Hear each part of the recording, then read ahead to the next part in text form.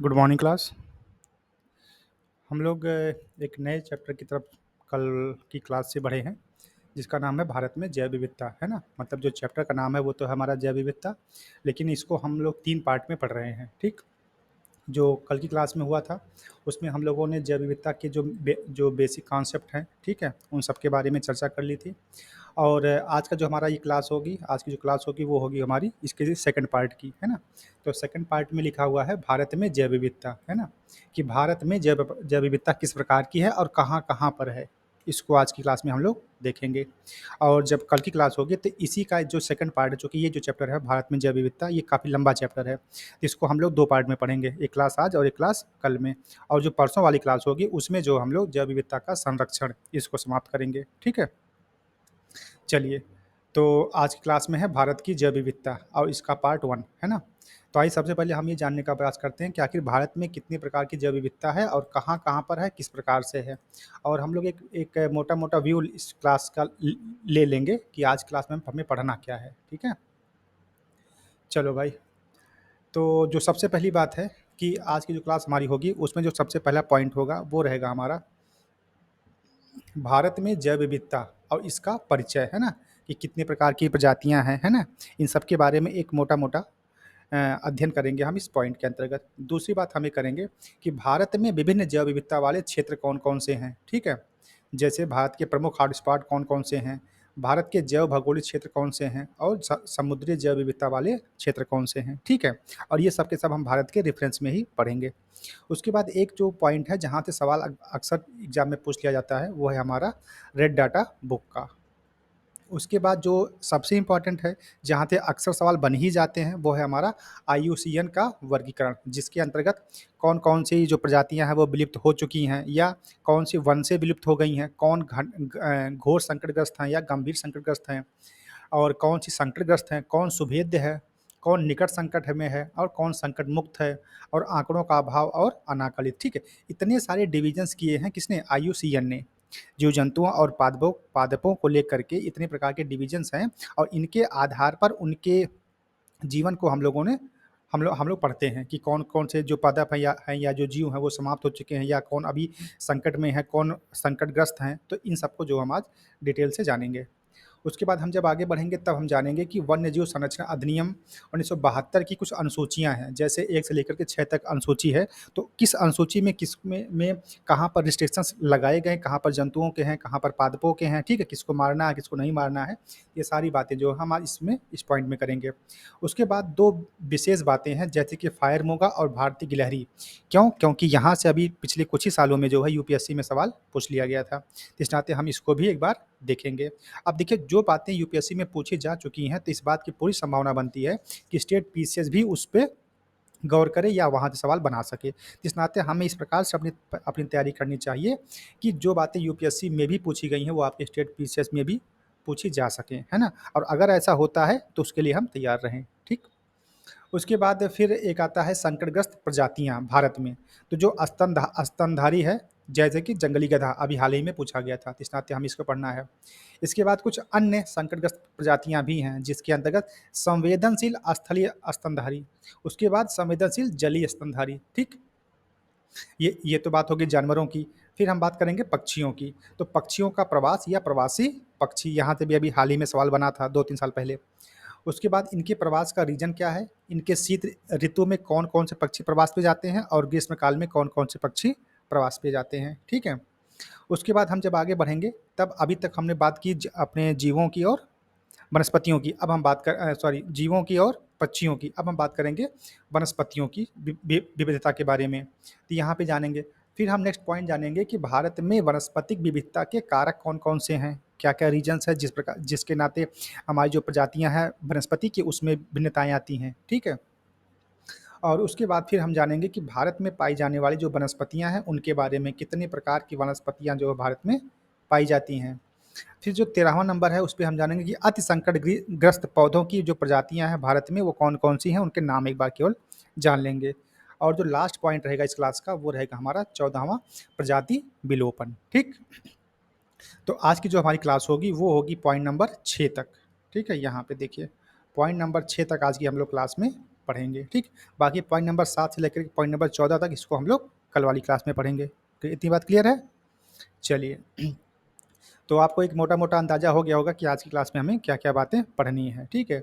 और चूँकि आज क्लास इसलिए इम्पोर्टेंट है, क्यों? क्योंकि ये जो है पहला पॉइंट, दूसरे का जो पहला है, भारत के प्रमुख हॉटस्पॉट, यहाँ से एक सवाल आपका फिक्स है, ये बनता ही बनना है, ठीक? दूसरा जो आपका सवाल बनता है, वो बनता है रेड डाटा बुक से, यहाँ से बनना ही बनना फिक्स है। जो तीसरा सवाल बनता है, वो बनता है आईयूसीएन के वर्गीकरण से, ठीक है? तो यहाँ से 3 सवाल आपके बनने हैं, चाहे आपका यूपीएससी हो, चाहे आपका स्टेट बीसीएस हो, है ना? और इसके बाद के जो पॉइंट्स हैं वहाँ से भी 3-4 सवाल बन ही जाते हैं। इस नाते आपका ये जो चैप्टर है भारत में जैव विविधता, ये बहुत ही इम्पॉर्टेंट है, ठीक? चलिए, अब आज की जो क्लास है उसमें हम सबसे जो पहला पॉइंट है वो है भारत में जैव विविधता। इस पे हम थोड़ी-सी चर्चा करेंगे, है ना? चलो भाई, भारत में जैव विविधता, इसकी चर्चा में जब हम करेंगे तो इसमें क्या-क्या पॉइंट्स हैं थोड़ा इसको इसको भी हम लोग जान लें। जो जो इसका सबसे पहला पॉइंट है वो यही है कि जैव विविधता की दृष्टि से भारत विश्व के 10 एवं एशिया के 4 शीर्ष देशों में शामिल है। कहने का मतलब ये है कि अगर जो जैव जैव विविधता वाले जो देश हैं पूरे वर्ल्ड में, अगर पूरे विश्व में 10 देश हैं तो उसमें भी भारत शामिल है। और एशिया के जो 4 प्रमुख देश हैं, जो शीर्ष पर हैं जैव विविधता के, उसमें भी भारत शामिल है, ठीक? दूसरी बात यह है कि विश्व के हॉटस्पॉट क्षेत्रों की दृष्टि से भारत अत्यधिक हॉटस्पॉट यानी कि जैव विविधता, है ना, क्षेत्रों में से एक है। अभी तक भारत में जितनी प्रजातियों का वैज्ञानिक ज्ञान एवं वर्गीकरण हो पाया है, उनमें जीव जंतुओं की प्रजातियों की दृष्टि से भारत अत्यधिक समृद्धशाली देश है, ठीक है। दूसरी बात यह है, और ये आपका एक डेटा है जो कि आपको याद करना चाहिए, कि वर्ष 2000 में पर्यावरण, वन एवं जलवायु परिवर्तन मंत्रालय द्वारा जारी एक रिपोर्ट के अनुसार भारत में जीवों की 81,000 प्रजातियां, कितनी? 81,000 प्रजातियां किसकी? जीवों की थी। वहीं वर्तमान में आईयूसीएन के अनुसार अब भारत में जीवों की जो लगभग 91,000 प्रजातियां पाई जाती हैं, ठीक है। ये तो बात होगी आपकी डेटा वाली। तीसरी हम जब बात करेंगे तो इसमें उसका डिवीज़न कर दिया कि कौन से छोटे कीट हैं, कौन से बड़े हैं, कौन से मध्यम वाले हैं, है ना? थोड़ी उसकी भी हम बात कर लेते हैं कि प्रजातियों की दृष्टि से भारत स्तनधारी पक्षियों, सरीसृपों की संख्या के मामले में अग्रणी है। और स्थानीय प्रजातियों की दृष्टि से भारत में कीटों, समुद्री कीड़ों, ताजे जलीय स्पंज, सेंटीपीड्स की अधिकता पाई जाती है। भारत में बड़े रीढ़धारी जिनके मतलब ना जिनके पास रीढ़ की हड्डी होती है, उनकी बात हो रही है कि भारत में बड़े रीढ़धारी जानवरों की स्थानीय प्रजातियों की प्रचुरता है। भारत में बड़े स्तनधारी जीवों की प्रजातियों की दृष्टि से भारत का अग्रणी स्थान है, ठीक है। मतलब जो स्तनधारी जो जो जानवरों हैं उनकी अगर हम बात करें तो उसमें भारत क्या है? अग्रणी देश के रूप में है। नेक्स्ट हम बात करते हैं पॉइंट नंबर 4 की, तो इसमें लिखा है कि भारत में जैव उच्च विविधता जंगली वृक्षों एवं जीवों में दिखाई देती है। कृषि भूमि की दृष्टि से भारत विश्व के समृद्ध देशों में से एक है और यहाँ विविध फसलों एवं बागानी कृषि के अलावा घरेलू रूप में भी उपयोगी वृक्षों का रोपण किया जाता है, ठीक। और पांचवी बात जो कि सबसे इम्पोर्टेंट वो यह है कि इसके अलावा भारत में पादपों की संख्या 45,000 प्रजातियां पाई जाती हैं। देखो कितनी पाई जाती हैं? लगभग 45,000 के आसपास पाई जाती हैं। पुष्प पादपों की प्रजातियों की संख्या की दृष्टि से भारत अत्यधिक समृद्ध है। भारत में विश्व के कुल पुष्प पादपों की संख्या 6% से लेकर के 7% पादप प्रजातियां ही पाई जाती हैं। मतलब पूरे विश्व में जितनी भी प्रजातियां हैं आपकी पुष्पों की, ठीक है, उसमें जो भारत का स्थान है वो कितना है? वो है आपका 5 से 6%, ठीक है।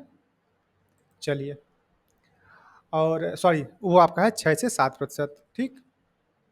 नेक्स्ट पॉइंट हमारा है कि भारत का कुल क्षेत्रफल 32.87 लाख वर्ग किलोमीटर है, जिसमें 21.67% भाग ही वन पाए जाते हैं।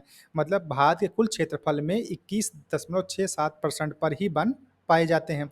भारत में उष्णकटिबंधीय सदाबहार वन से लेकर के शीतोष्ण कटिबंधीय एवं शंकुधारी वन भी पाए जाते हैं। इसके अलावा कम वर्षा वाले क्षेत्रों में कटीली झाड़ियाँ तथा जहाँ तहाँ वृक्ष भी पाए जाते हैं, ठीक है? तो ये एक जो आपका मोटा-मोटा एक व्यू रहा, जो कि भारत के संदर्भ में था। तो इसमें हमने तीनों बातें कर ली, यहाँ पे कितने प्रकार के जानवर पाए जाते हैं, कितने जो है आपके स्तनधारी हैं, कौन से रीढ़ हड्डी वाले हैं, ठीक? इसके अलावा जो हमारे जंगल वाले जो प्रदेश हैं, जहाँ पे घने जंगल पाए जाते हैं, उसकी भी बात कर ली। साथ में हमने पादपों जो पुष्प वाली बात है, वह भी कर ली, ठीक है? तो ये जो है भारत में जैव विविधता की स्थिति के बारे में एक छोटा-सा परिचय था। अब जो एक छोटा-सा नोट पॉइंट हमने यहाँ पे लिखा है, जो कि एग्ज़ाम में एक बार पूछा भी गया था, इसको भी आप लोग थोड़ा-सा जान लीजिए कि आईएसएफआर 2019 के अनुसार देश में वनों और वृक्षों से आच्छादित जो कुल क्षेत्रफल है, वो कितना है? 24.56% है। इसको आप लोग रट्टा मार लीजिएगा। क्यों? क्योंकि ये जो डेटा है, वो कई बार पूछ लिया जाता है। दूसरी बात यह है कि भौगोलिक क्षेत्रफल में वनों का जो हिस्सा है वो है 21.67%। ठीक है? देखो यहाँ पर थोड़ा-सा अंतर है।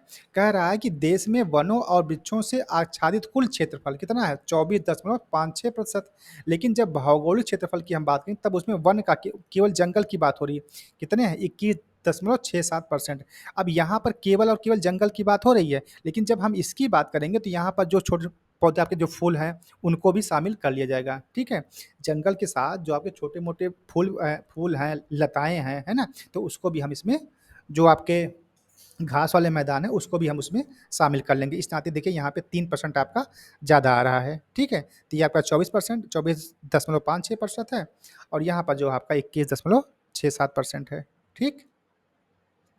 चलिए, अब जो सेकंड पॉइंट आज की क्लास का है, वो है भारत के विभिन्न जैव विविधता वाले जो क्षेत्र हैं, ठीक है? भारत में विभिन्न जैव विविधता के क्षेत्र कौन-कौन से हैं?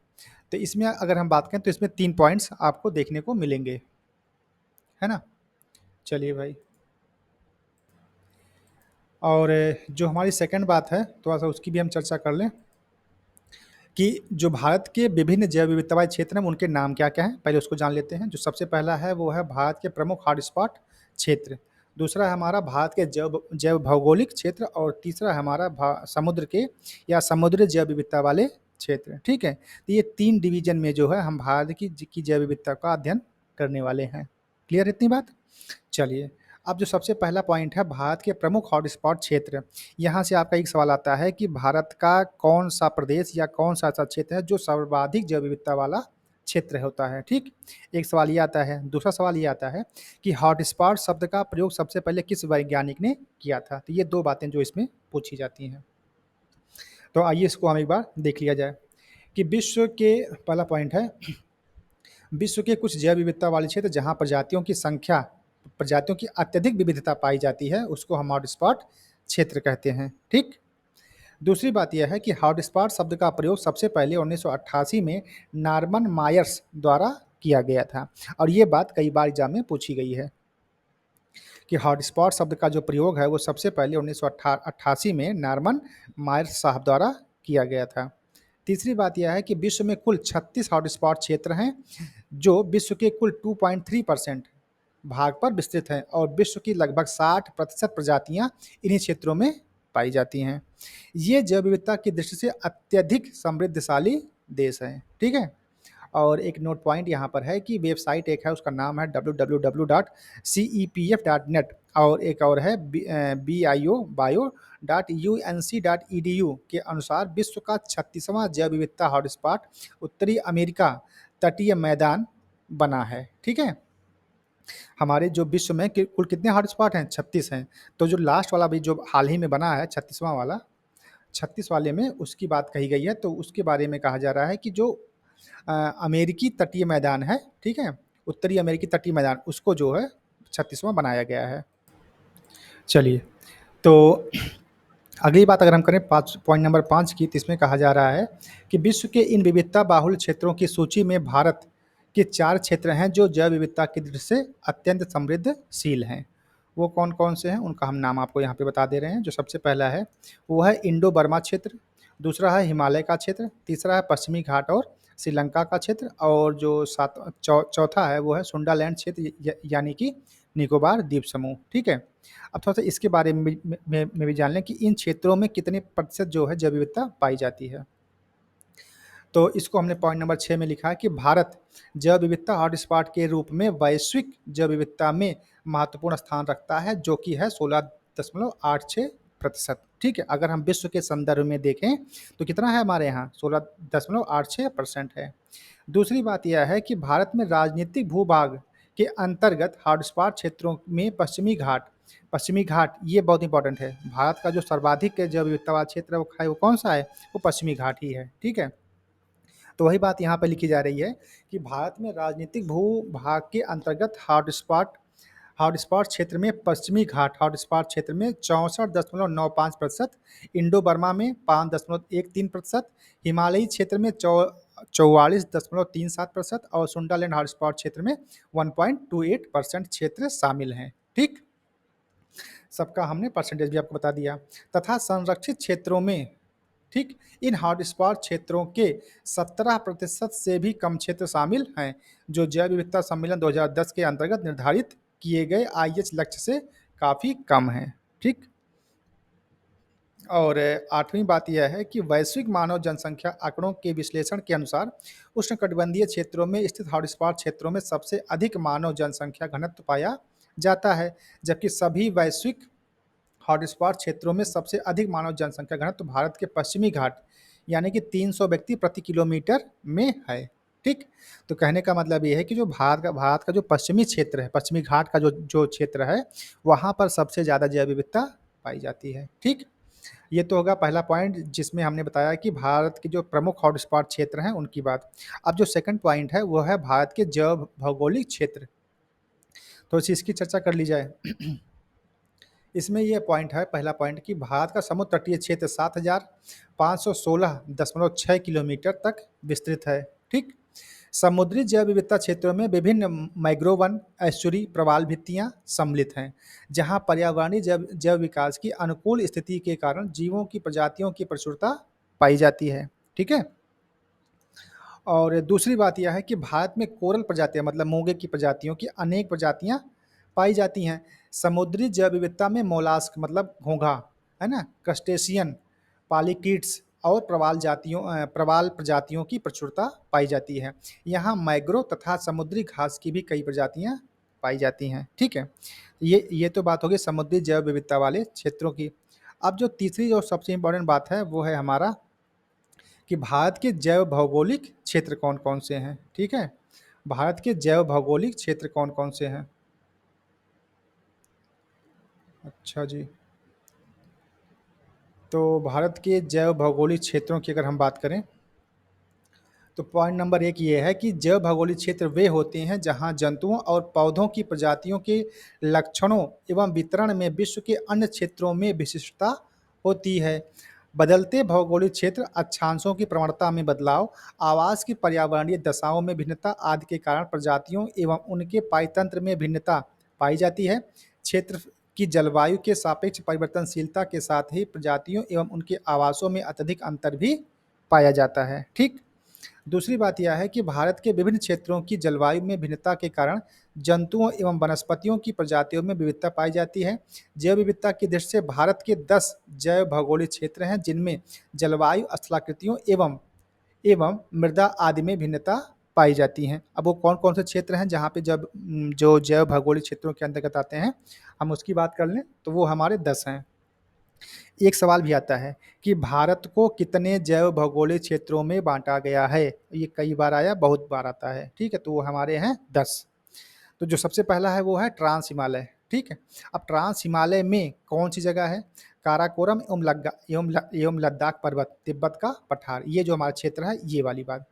दूसरा है हिमालय, हिमालय में कहाँ पे, उत्तर पश्चिमी, केंद्रीय और पूर्व हिमालय में। तीसरा है मरुस्थल, अब इसमें कहाँ पे, थार का मरुस्थल और कच्छ का रण यहाँ पर। चौथी बात पश्चिमी घाट, पश्चिमी घाट में कहाँ पर, मालाबार का मैदान और पश्चिमी घाट में। पांचवा है दक्कन प्रायद्वीपीय पठार, इसमें जो है केंद्रीय उच्च भूमि, छोटा नागपुर पठार, पूर्वी उच्च भूमि, केंद्रीय पठारी क्षेत्र, दक्षिण दक्कन का पठार। आप लोग एक काम करिएगा, इसको जो है जितने भी नाम यहाँ पर लिखे जा रहे हैं उसको आप एक बार गूगल करके मैप में देख लीजिएगा। ठीक है, तो उससे क्या होगा कि आपका जो कॉन्सेप्ट है वो थोड़ा और अच्छे से क्लियर हो जाएगा। छठी बात है कि अर्धशुष्क क्षेत्र, जो कि है पंजाब का मैदान, गुजरात का मैदानी क्षेत्र। सातवां है गंगा का मैदानी क्षेत्र, जिसके अंतर्गत गंगा का उच्च एवं निम्न मैदानी क्षेत्र। आठवां हमारा है तटीय क्षेत्र, जिसमें पूर्वी और पश्चिमी तट और लक्षद्वीप आते हैं।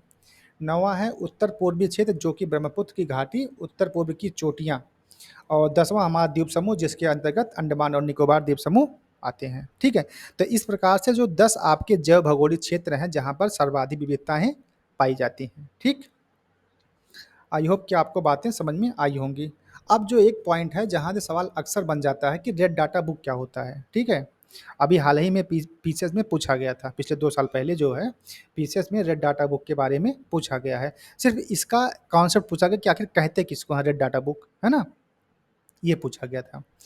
तो पॉइंट नंबर 1 देखो लिखा है कि आईयूसीएन इसका जो फुल फॉर्म होता है वो है international union for conservation of nature. ठीक? वैश्विक प्रजाति कार्यक्रम ग्लोबल स्पीशीज प्रोग्राम तथा प्रजाति उत्तरजीविता आयोग के साथ मिल करके वैश्विक स्तर पर पिछले 50 वर्षों से प्रजातियों तथा उप प्रजातियों और उनकी किस्मों और वैश्विक स्तर पर चुनी गई जनसंख्या के संरक्षण की स्थिति, प्रजातियों के विलुप्त होने के खतरे को उजागर करता है। देखिए, ये जो हमारा आईयूसीएन है, ये क्या करता है? ये जितने भी हमारे पादप हैं या जो जीव-जंतु हैं, उनके जो विलुप्त होने के रीज़न्स हैं, उसको क्या करता है? जानकारी लोगों को देता है या उजागर करता है तथा उनके संरक्षण को भी बढ़ावा देता है। प्रजातियों की स्थिति को दर्शाने एवं उनके संरक्षण के लिए आवश्यक उपायों को निर्दिष्ट करने के लिए रेड डाटा बुक का प्रकाशन किया जाता है। मतलब एक किताब है जिसका नाम है रेड डाटा बुक, और उसमें ऐसी प्रजातियों के बारे में वर्णन होगा जो जो प्रजातियां या तो विलुप्त हो गई हैं या विलुप्त होने के कगार पे हैं या उनको खतरा हुआ है। ठीक है? और उनके संरक्षण में हम क्या-क्या काम कर सकते हैं, तो इन सारी बातों की जो डिटेल्स है वो इसी किताब में लिखी जाती है। ठीक है? पहला पॉइंट। दूसरा पॉइंट ये है कि आईयूसीएन वैश्विक प्रजाति कार्यक्रम तथा प्रजाति उत्तरजीविता आयोग के साथ मिलकर के वैश्विक जैव विविधता के खतरे की स्थिति पर निष्पक्ष और विज्ञान आधारित सूचनाएं मुहैया करवाता है। तीसरी बात यह है कि पादपों, कवक और जंतुओं का आईयूसीएन रेड लिस्ट में मूल्यांकन अंकन किया जाता है। अब देखो भाई, ये आपके एग्जाम में पूछा गया पॉइंट था। जब आपके नहीं आते सेंटेंस वाइज सवाल आते हैं, तो उसमें पूछ लेता कि किन किन जीवों को या पादपों को हम इसमें शामिल करते हैं। तो इसमें बहुत स्पष्ट रूप से हमने लिख दिया है कि पादपों को मतलब जितने भी आपके जो पादप समुदाय के जो भी वृक्ष हैं, पौधे हैं, लताएं हैं, घास हैं, सबको। साथ में कवक और जंतुओं को आईयूसीएन रेड लिस्ट में मूल्यांकन या अंकन किया जाता है। ये पादप, कवक तथा जंतु ही आनुवांशिक विविधता के आधार पर पायतंत्र को क्रियाशील रखने वाले कारक होते हैं। ठीक है? तो रेड डाटा बुक क्या है? एक किताब का नाम है, ठीक है? और उस किताब में किसकी बात होती है? ऐसे जीव-जंतुओं और पादपों की जो या तो विलुप्त हो चुके हैं या विलुप्त होने के कगार पर हैं, और साथ में हम उनके संरक्षण में क्या-क्या उपाय कर सकते हैं, इन सब की डिटेल्स दी रहती है। ठीक है? अब जो कि सबसे इम्पोर्टेंट वो है हमारा आईयूसीएन वर्गीकरण। अब हम ये जानेंगे कि आखिर ऐसे कौन-कौन सी प्रजातियाँ हैं जिनको हम कहेंगे कि ये विलुप्त हो चुकी हैं, या ये घोर संकटग्रस्त हैं, या ये संकट से मुक्त हैं, या सुभेद्य हैं, है ना? तो इनका जो डिविजन्स है अब हम उसको भी जानने का प्रयास करते हैं। तो है वो पॉइंट नंबर 4 आईयूसीएन वर्गीकरण, ठीक है? तो इसमें पहला पॉइंट लिखा है कि आईयूसीएन की लाल सूची यानी कि रेड लिस्ट में प्रजातियों को उनकी स्थिति के अनुसार कुल 9 श्रेणियों में रखा गया है। कितनी श्रेणियाँ बनाई गई हैं? 9 बनाई गई हैं, ठीक है? अच्छा, दूसरी बात यह है कि यह आकलन प्रजातियों की संख्या में गिरावट, भौगोलिक क्षेत्र में उनकी स्थिति के आधार पर किया जाता है, ठीक है? और आईयूसीएन की जो श्रेणी है वो इस प्रकार से है। जो सबसे पहली श्रेणी है वो कौन-सी है? विलुप्त, ठीक है? हम किसको कहेंगे कि ये प्रजाति विलुप्त हो गई है? किस आधार पर कहेंगे कि ये प्रजाति हमारी विलुप्त हो गई है? उसके बारे में एक पॉइंट है कि जिस प्रजाति का कोई भी सदस्य जीवित ना हो, पहला पॉइंट लिखा ना कि जिस प्रजाति का कोई भी सदस्य जीवित ना हो तथा विश्व के सभी आवासों में उनकी संख्या बिल्कुल समाप्त हो गई हो।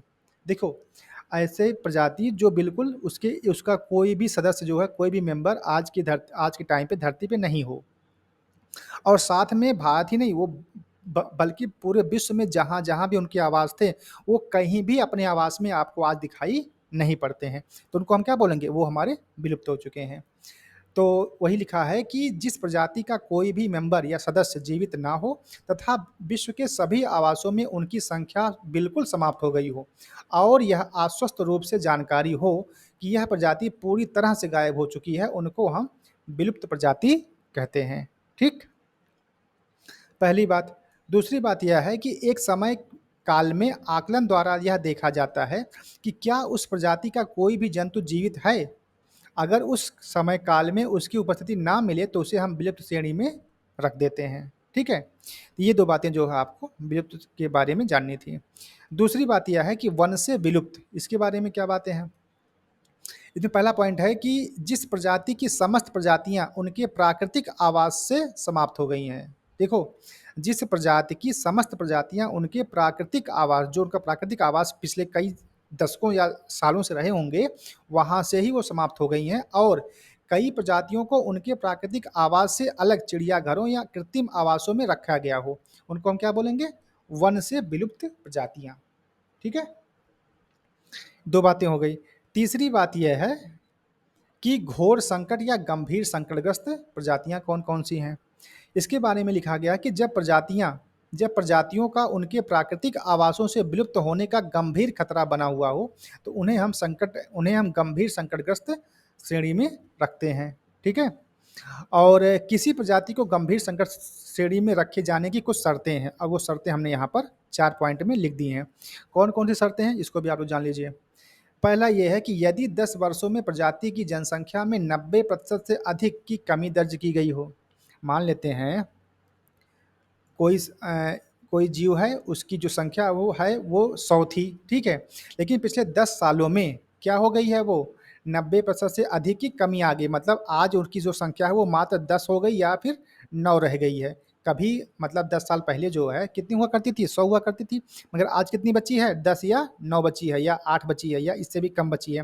ठीक है, तो अगर ऐसी स्थिति आती है तब हम कहेंगे कि ये जो हमारी प्रजाति है ये क्या है, घोर संकटग्रस्त है। ठीक है, अथवा यदि प्रजाति की जनसंख्या 250 से कम हो और 3 वर्षों में 25% की कमी आई हो, तब भी हम उसे क्या कहेंगे, गंभीर संकटग्रस्त कहेंगे। तीसरी बात यह है कि केवल 50 या उससे कम परिपक्व सदस्य संख्या शेष हो। ठीक है, तो इसको भी हम क्या कहेंगे, घोर संकटग्रस्त कहेंगे। और चौथी जो शर्त है वो ये है कि अगर 10 वर्षों में 50% तक प्रजातियों के विलुप्त होने की प्रायिकता हो, कि अगले 10 वर्षों में ये जो प्रजाति है उसकी 50% प्रजातियां समाप्त हो जाएंगी, तो उसको भी हम क्या कह सकते हैं, घोर संकटग्रस्त कह सकते हैं। ठीक है, तो ये इसके बारे में था। और यहीं पर एक नोट पॉइंट लिखा कि गंभीर संकटग्रस्त प्रजातियां विलोपन के अत्यधिक नजदीक की श्रेणी है, मतलब अब ये विलुप्त होने के बिल्कुल कगार पर है। एक तो हुआ आपका विलुप्त हो जाना, एक है कि वन से विलुप्त, और उसके बाद है घोर संकटग्रस्त। तो जो घोर संकटग्रस्त है ये क्या है, ये बिल्कुल जो है विलुप्त होने के बिल्कुल कगार पे है। ठीक है, ये बात। अब जो नेक्स्ट हमारा है वो है संकटग्रस्त प्रजातियां। इसमें क्या कहेंगे हम, इसमें कहा जा रहा है कि ऐसी प्रजातियों का वनों से विलुप्त होने का खतरा बना हुआ रहता है। किसी प्रजाति को संकटग्रस्त श्रेणी में रखा जाता है यदि, 4 पॉइंट्स हैं, अगर इन चारों में से कोई भी पाया जाएगा तो हम ये कहेंगे कि ये जो प्रजाति हमारी है ये कौन सी है, संकटग्रस्त प्रजाति है। इसमें क्या है कि यदि 10 वर्षों में प्रजातियों की 70% जनसंख्या में कमी देखी जाती है या दर्ज की जाती है। ठीक, पहला पॉइंट। दूसरा यह है कि केवल 250 या उससे कम परिपक्व सदस्य की संख्या शेष रह गई हो। और तीसरा पॉइंट यह है कि 20 वर्षों में 20% प्रजाति के विलुप्त होने की आशंका हो। और चौथा पॉइंट यह है कि प्रजाति की जनसंख्या 2500 से कम हो और 5 वर्षों के अंदर 20% कमी होने की संभावना हो। ठीक है, तो अगर इनमें से कोई ऐसा पॉइंट आपको दिखता है तो हम कहेंगे कि वो जो हमारी प्रजाति है कैसी है, संकटग्रस्त है। और इसके बाद जो पांचवा है, जो कि कई बार एग्जाम में पूछा भी जाता है, उसको बोलते हैं वल्नरेबल या फिर सुभेद्य बोलते हैं। इसका क्या कॉन्सेप्ट है, इसको भी जान लेते हैं। जिस प्रजाति को वनों में संकटग्रस्त होने की संभावना होती है, देखो, जिस प्रजाति को यदि वन में संकटग्रस्त होने की संभावना है तो उसको हम क्या बोलेंगे, सुभेद्य बोलेंगे। और उसकी जो शर्त है वो ये है कि यदि प्रजाति की संख्या 10 वर्षों में 50% से अधिक की कमी दर्ज की जाए। अगर 10 वर्षों में उस प्रजाति की जो संख्या है वो 50% से कम 50% से अधिक की अगर उसमें कमी दिखती है तो उसे हम क्या बोलेंगे, सुभेद्य बोलेंगे। दूसरी बात यह है कि प्रजातियों की जनसंख्या 10,000 से कम हो और 10 वर्षों के अंदर 10% की कमी आ रही हो। तो अगर इनमें से कोई भी ऐसी स्थिति बनती है तो उस प्रजाति को हम क्या बोलेंगे, सुभेद्य बोलेंगे या वनरेबल बोलेंगे। ठीक है, और दूसरी बात यह है कि केवल 1000 या उससे कम परिपक्व सदस्यों की संख्या शेष रह गई हो। तो अगर इनमें से कोई भी ऐसी ऐसी स्थिति आपको दिखती है तो उसे हम बोलेंगे कि वो जो हमारी प्रजाति है वो सुभेद्य है। छठी बात यह है कि निकट संकट। अब किस प्रजाति को हम निकट संकट बोलेंगे उसके बारे में लिखा है कि प्रजाति के निकट भविष्य में संकटग्रस्त होने की संभावना यदि बनती है तो उसे हम क्या बोलेंगे, निकट संकट वाली प्रजातियां। और इसके बाद जो सातवां पॉइंट है, तो जो देखो इस प्रकार से जो जो हमारे स्टार्टिंग के 5 पॉइंट थे, ये पॉइंट थोड़े इंपॉर्टेंट थे क्योंकि यहाँ से सवाल पूछे गए हैं, ठीक है, और वो इंपॉर्टेंट भी हैं। सातवीं अगर हम बात करें तो है संकट मुक्त। इसमें पहला पॉइंट है कि प्रजाति को बहुत कम खतरा हो और ये प्रजातियां अधिक संख्या में विस्तृत क्षेत्र में पाई जाती हैं। दूसरी बात यह है कि इस क्षेत्र की प्रजाति को भविष्य में संकटग्रस्त होने का खतरा नहीं रहता है। तो अगर ऐसी कोई स्थिति है तो उसे हम क्या बोलेंगे, संकट मुक्त बोलेंगे। और आठवीं बात यह है कि आंकड़ों का अभाव। कुछ ऐसी भी प्रजातियां हैं जिनके बारे में हमारे पास आंकड़े कम हैं, है ना। तो हम थोड़ी उसकी बात कर लें। तो पहला पॉइंट ये है कि प्रजाति के बारे में आंकड़ों की कमी से उनकी संरक्षण स्थिति और संकट का अनुमान नहीं लगाया जा सकता। दूसरी बात यह है कि प्रत्यक्ष या अप्रत्यक्ष रूप से पर्याप्त आंकड़ों के अभाव के कारण जातियों के विलोपन का खतरा आकलित नहीं किया जा सकता, अर्थात प्रजाति के विस्तृत क्षेत्र एवं उनकी पर्याप्त संख्या का आकलन नहीं हो पाता है, ठीक है। और नौवां जो पार्ट है, जो नौवां डिवीजन किया है आईयूसीएन ने, उसमें कहा जा रहा है कि प्रजाति की संरक्षित स्थिति का आईयूसीएन के संरक्षण मापदंड का पर आकलन नहीं किया गया है। मतलब जो मापदंड आईयूसीएन ने दिए हैं उस पर जो है उन प्रजातियों की संरक्षण की स्थिति का जो आकलन नहीं किया जा सकता, ठीक है, या नहीं किया गया है। तो इस प्रकार से जो है आपके 9 डिविजन्स आईयूसीएन ने किए थे, ठीक है। तो इसमें से जो स्टार्टिंग के 5 हैं वो जो है आपके लिए ज़्यादा इंपॉर्टेंट है क्योंकि यहाँ से जो है आपके एग्जाम में सवाल कई बार पूछे गए हैं, ठीक है ना। अब हम बात कर लेते हैं कि पॉइंट नंबर 5 की। और पॉइंट नंबर 5 ये कह रहा है कि वन्य जीव संरक्षण अधिनियम 1972 की कुछ अनुसूचियां बनाई गई थी। इस अनुसूचियों में हम उनके संरक्षण और उनकी स्थिति के बारे में अध्ययन करते हैं, ठीक है। तो आओ देखते हैं इसमें क्या क्या बातें लिखी हैं। पहली बात ये लिखी है कि वन्यजीव संरक्षण अधिनियम 19 के अंतर्गत 6 अनुसूचियों को सूचीबद्ध किया गया है जिनके द्वारा संरक्षण की विभिन्न पद्धतियों की जानकारी मिलती है। अनुसूची 1 से लेकर के 4 के अंतर्गत जानवरों का शिकार, तस्करी और अवैध व्यापार पर प्रतिबंध लगाया गया है। अब चूंकि ये पॉइंट इसलिए इंपॉर्टेंट है क्योंकि अगर सेंटेंस वाले एग्जाम में सवाल आएंगे तो वहां पर इसमें ये बात डाल सकता है कि फला अनुसूची में ये बात लिखी गई है, फला अनुसूची में ये बात लिखी गई है। तो इस नाते आपको ये ध्यान में रखना होगा कि किस में पादपों की बात कही जा रही है और किस में जंतुओं की बात कही जा रही है, और किस में हम जंतुओं को संरक्षित करने की बात कर रहे हैं और कहाँ पे हमको उसके लिए थोड़ी सी छूट मिली है। तो आओ इसको देखते हैं। इसमें 4 डिवीजन हमने कर रखे हैं, पहला, दूसरा, तीसरा और चौथा। तो जो सबसे पहला डिवीजन है उसमें हम लोग जानते हैं कि सूची नंबर 1 और 2 में क्या बातें लिखी गई हैं। सबसे पहली बात यह कि सूची नंबर 1 और अनुसूची नंबर 2 के भाग 2 में, अनुसूची 1 और अनुसूची 2 के भाग 2 में सूचीबद्ध जानवरों को पूर्णतः संरक्षण प्राप्त है। मतलब पूर्णतः संरक्षण प्राप्त है। सूचीबद्ध जानवरों को नुकसान पहुंचाने पर भारी अर्थदंड लगाया जा सकता है। अब इसके अंतर्गत जिन जिन जो जो जानवर सूचीबद्ध होंगे, अगर उनको कोई व्यक्ति किसी व्यक्ति के द्वारा अगर हानि पहुंचाई जाती है तो उस पर भारी अर्थदंड लगाया जाएगा, ठीक।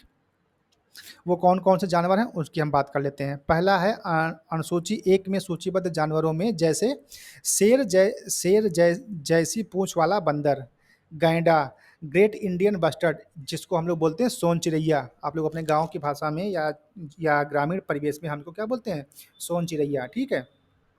और ये जो है राजस्थान में जो है इसके बारे में कई सारे अभियान भी चलाए गए थे। क्यों? क्योंकि इनका जो जीवन था वो पिछले कुछ सालों में बहुत ज़्यादा संकटग्रस्त हो चुका था, ठीक है। इसके बाद एक और है नारकोंडम हॉर्नबिल, ठीक है। और इसके अलावा भी कुछ और जानवर इस सूची के अंतर्गत आते हैं।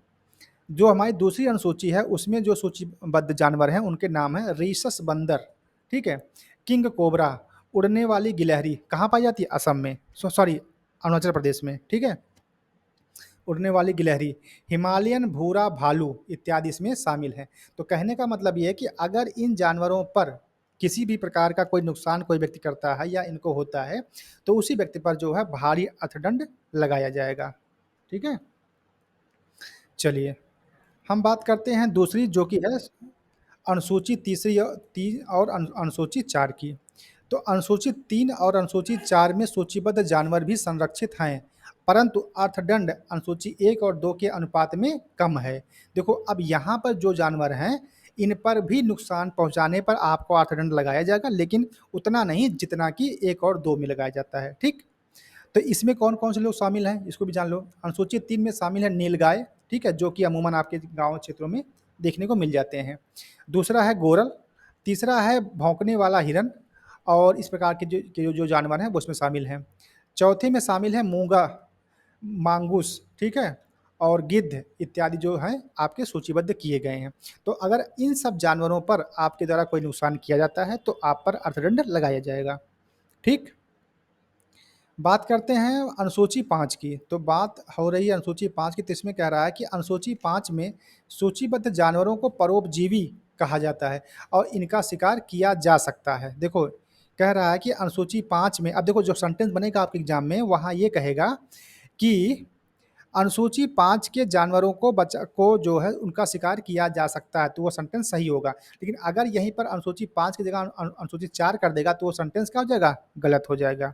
तो इस नाते आप इसको ये आपको याद करना होगा कि किस अनुसूची के जानवरों को हमको बचाना है और किसको उसका हम शिकार कर सकते हैं। जैसे इसमें चूहे हैं, छछूंदर हैं, सामान्य कौवे हैं, फ्रूट्स बैट्स हैं, इत्यादि जो है अनुसूची 5 में शामिल हैं, ठीक है?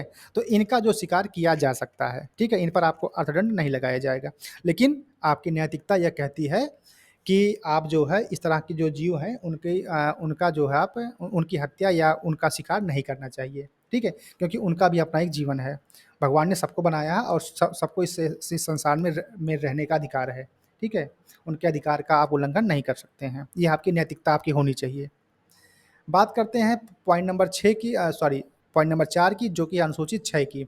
इसमें कहा जा रहा है कि अनुसूचित 6 में सूचीबद्ध पौधों की बात कही जा रही है। अब देखो ध्यान से देखना कि अभी तक हमने जो बात की है अनुसूची 1 से लेकर के अनुसूची 5 तक, उसमें जो है जानवरों की बात हुई है, लेकिन जो अनुसूची 6 आई है उसमें जो है पादपों की बात हो रही है। तो ये सब जो है देखो, जब एग्ज़ाम में जब आपके सवाल डिज़ाइन होते हैं, तो वहाँ पर इ इ इन्हीं पर ही इन्हीं में हेर-फेर किया जाता है कि अनुसूची 1 में पौधों की बात की गई है, मतलब सेंटेंस गलत हो जाएगा, तुरंत आप जान जाएँगे। क्योंकि 1 से लेकर के 5 तक जानवरों की बात कही गई है। फिर जो अनुसूची 6 वाली है, इसमें हम पौधों की बात करेंगे, ठीक है? तो इस प्रकार से आप इसको जो है बहुत बारीकी से समझने का प्रयास कीजिएगा।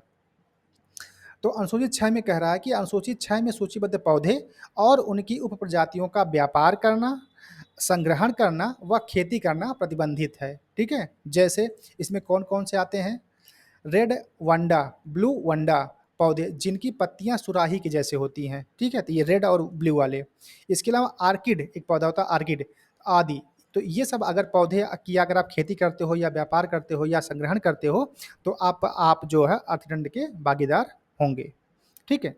तो इस प्रकार से कुछ आपकी जो वन्य जीव संरक्षण अधिनियम 1972 की अनुसूचियाँ थीं, जिसके अंतर्गत जो है 6 अनुसूचियाँ बनाई गई थी, उसके बारे में जो विवेचना थी वो हमने कर दी है, ठीक है? अब आज की जो क्लास की जो सबसे लास्ट बात है और वो है थोड़ा-सा कुछ 2 पॉइंट हैं, जो कि अभी हाल के एग्ज़ाम्स में यूपीएससी में पूछे गए थे। तो इस नाते हमें लगा कि ये चीज़ें आपको जाननी ज़रूरी है। तो उसको हमने विशेष के नाम से यहाँ पे पॉइंट रख दिया है और इसमें जो सबसे पहला पॉइंट है वो है फायर मूंगा, ठीक है? फायर मूंगा के बारे में कहा जा रहा है कि फायर मूंगा मतलब जो कि कोरल की प्रजाति के ऐसे जंतु हैं जो मूंगे से ज़्यादा जेलीफिश के गुण रखते हैं। अब देखो भाई, चूँकि इसकी ये डिफ़रेंस इनमें डिफ़रेंट ये इसलिए है क्योंकि ये जो है अपनी प्रजाति के अलावा जो जेलीफिश होती है, उसकी प्रजाति के जो गुण होते हैं वो अपने अंदर समाहित किए हुए हैं। और इनका जो रंग है उसके बारे में अगर बात करें तो ये पीले या भूरे रंग के होते हैं। दूसरी बात यह है कि स्पर्श होने पर वैसी ही चुभन होती है जैसी जेलीफिश के स्पर्श करने पर होती है, ठीक है? तीसरी बात है कि इनका जो वैज्ञानिक नाम है वो है मिलीपोरा। क्या नाम है? मिलीपोरा। किसका नाम है? फायर मूंगा का। और चौथी बात ये है कि इनके शरीर की ऊपरी सतह पर छोटे-छोटे छिद्र होते हैं, है ना? पाँचवीं बात यह कि मिलीपोरा जंतु समुद्र के नदी क्षेत्र में आने वाले गंदे पानी में एवं समुद्र के अपतटीय भाग में पाए जाते हैं।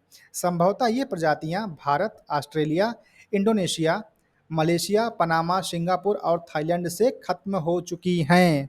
अब खत्म हो चुकी हैं, इस नाते ये हमारे पढ़ने का विषय बना है। ठीक है, इस नाते ये जो अभी हाल ही में पूछा जा चुका है। और साथ छठी बात यह है कि सजावट के रूप में एवं ज्वेलरी व्यापार में इनका अत्यधिक प्रयोग किया जाता है। अधिक तापमान में ये प्रजातियां जीवित नहीं रह पाती। ध्यान से देखिए, ये जो पॉइंट आपका एग्जाम में छपने वाला है कि अधिक तापमान में ये प्रजातियां जीवित नहीं रह पाती। और आप सब जान रहे हैं कि ग्लोबल वार्मिंग की समस्या हो रही है, जिसके कारण जो आपके समुद्र का तापमान बढ़ रहा है। तो जब ग्लोबल वार्मिंग हो रही है, समुद्र का तापमान बढ़ रहा है, तो ये जो जीव हैं वो क्या होंगे, वो विलुप्त होते चले जा रहे हैं। ठीक है, तो इस नाते जो है ये चीज़ें चर्चा में रहती हैं, और अगर चर्चा में है तो वो यूपीएससी के सिलेबस में भी आ जाता है ना। ये बात है। तो आगे लिखा है कि ग्लोबल वार्मिंग, बढ़ते ग्लोबल वार्मिंग और ब्लीचिंग प्रभाव के कारण यह अति संकटग्रस्त श्रेणी में आता है। देखो यहाँ पर लिख दे, क्रिटिकली इंजर्ड, अति संकटग्रस्त की श्रेणी में आता है। कौन? फायर मूंगा। ऐसे एग्जाम में आएगा कि फला जो जीव है ये इस कैटेगरी में आता है। ठीक है, तो आपको वहाँ छांटना रहेगा, और उसके बारे में 2-4 पॉइंट आपको दे देंगे। तो वो जैसे हमने यहाँ पर पॉइंट वाइज आपको लिख दिया है, 6 पॉइंट बनाए हैं, तो ऐसे ही जो आप इसको याद कर सकते हैं। ठीक है, ये तो बात होगी आपके फायर मूंगा की। और जो सबसे लास्ट बात आज की क्लास की वो है हमारी भारतीय गिलहरी। भारतीय गिलहरी के बारे में लिखा जा रहा है कि भारतीय गिलहरी या 3 धारी वाली गिलहरी, आप सबने अपने गाँव घरों में देखा होगा, अपने बगीचों में, कि एक गिलहरी होती है जिसके बॉडी पे, जिसकी पीठ पर 3 रंगों की 3 धारियाँ पड़ी होती हैं। ठीक है, ये जो है स्क्यूरिडे परिवार की एक प्रजाति है जो भारत और श्रीलंका में प्राकृतिक रूप से पाई जाती है। ठीक है, कहाँ पे पाई जाती है? भारत और श्रीलंका में। दूसरा यह है कि भारतीय गिलहरी का जीवन चक्र भारतीय जलवायु के लिए बहुत ही अनुकूलित है। भारतीय गिलहरी दिन के दौरान सक्रिय होते हैं। ठीक, और तीसरी बात यह है कि यह प्रजाति उष्णकटिबंधीय तथा उपोष्णकटिबंधीय शुष्क पर्णपाती वन, मैग्रोव वन, घास के मैदानों, झाड़ियों, वृक्षारोपण, ग्रामीण उद्यानों और शहरी क्षेत्रों में पाई जाती है। ठीक है, और चौथी बात यह है कि भारतीय गिलहरी पेड़ों पर घोंसला बनाती हैं। ध्यान से देखिएगा इसको, भारतीय गिलहरी पेड़ों पर घोंसला बनाती हैं। भारतीय गिलहरियां अपने घोंसले में भोजन संग्रहित करती हैं। वे मुख्य रूप से मेवे और फल खाती हैं। देखो, जब यूपीएससी आपका सवाल घुमाता है तो ऐसे घुमाता है कि वो क्या खाती हैं, क्या नहीं खाती, कहाँ पाई जाती हैं। ठीक है, वर्तमान में कहाँ पाई जाती हैं, उनका स्ट्रक्चर क्या है, बॉडी स्ट्रक्चर क्या है। तो इस प्रकार के जितने भी पॉइंट बन सकते थे वो पॉइंट हमने यहाँ पे आपको देने का प्रयास किया है। ठीक है, तो वे मुख्य रूप से मेवे और फल खाती हैं, लेकिन बीज, कीड़े मकोड़े, स्तनधारी और सरीसृप अंडे, और यहाँ तक कि कभी कभी पक्षियों के बच्चे भी खा जाती हैं। ठीक है, तो इस प्रकार से कुछ बातें जो है आपके भारतीय गिलहरी के बारे में हुई हैं। तो आज की जो क्लास हमारी यहाँ तक होती है। अब जो कल की हमारी क्लास आएगी तो उसमें हम लोग पढ़ेंगे संकटग्रस्त प्रजातियों के बारे में। ठीक है, और इसके आगे जो भी हमने आपको ऊपर बताया है कि जो 14 पॉइंट हमने आपको बताए थे, उन 14 पॉइंट में पॉइंट नंबर 7 से लेकर के पॉइंट नंबर 14 तक कल की क्लास में हम लोग देखेंगे, जो कि आप यहाँ पे देख सकते हैं। ठीक है, तो ठीक है दोस्त, आज के लिए इतना ही रखते हैं, बाकी चीज़ें कल की क्लास में। धन्यवाद।